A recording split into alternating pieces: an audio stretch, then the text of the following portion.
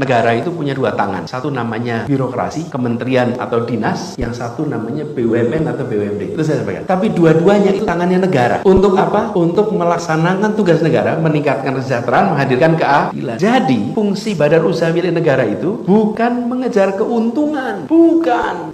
Karena kalau dia mengejar keuntungan, dia menjadi private entity saja. Dia adalah state entity. Dia mengerjakan hal-hal yang justru tidak menguntungkan. Karena itulah dikerjakan oleh negara. Karena sebagian dari peningkatan kesejahteraan dan menghadirkan keadilan dilakukan menggunakan mekanisme korporasi tapi not for profit. Ingat, mekanisme korporasi tapi bukan sekedar cari keuntungan. Bung Hatta berpandangan begitu. Karena itulah Bung Hatta membicara tentang badan usaha milik negara. Mekanismenya korporasi tapi tujuan utamanya bukan cari. Loh, lah kalau Pak, ini kalau cari untung negara, enak betul jadi negara punya perusahaan, Pak. Saya yang bikin regulasi, saya yang pelaku regulasi. Betul tidak? Lah iya, tangan kirinya bikin regulasi, tangan kanannya melaksanakan regulasi di pasar. Oh ya, badi terus, kira-kira orang Jawa bilang gitu. Ya pasti untung, Pak. Jadi when you are regulator, then you're not market player. If you're a market player, ya jangan jadi regulator. Kecuali, ada kecualinya nih. Kalau nggak ada kecualinya repot. Kecuali industri strategis yang memiliki national interest yang tinggi. Nah, di situ bisa. Ada. Misalnya, ada bidang science, technology, communication misalnya. Yang itu strategis. Sampaikan pada para direksi BUMD di Jakarta bahwa tugas Anda itu adalah meningkatkan kesejahteraan dan menghasilkan keadilan sosial. Itu tugas Anda. Pakai mekanisme korporasi. Sementara birokrasi tugas yang sama, tapi mekanismenya mekanisme birokrasi. Ada yang tidak bisa dikerjakan pakai birokrasi, Pak. Tidak bisa. Saya beri contoh. Transportasi sistem di Jakarta. Kenapa kalau tidak dikelola oleh Dinas Perhubungan, Pak? Itu Transjakarta tidak pakai Dinas Perhubungan. Pakainya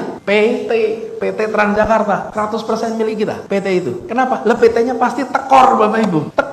Kenapa tekor? Karena tidak mungkin revenue dari penumpang itu menutup biaya kosnya, nggak mungkin. Di situ peran negara ada. Tapi kenapa pakai mekanisme korporasi? Supaya memiliki ruang untuk mengambil kebijakan-kebijakan yang tanpa terikat dengan peraturan regulasi birokrasi mau ganti eselon repotnya nggak kira-kira. Mau memperlakukan promosi sulitnya nggak kira. Rekrutmen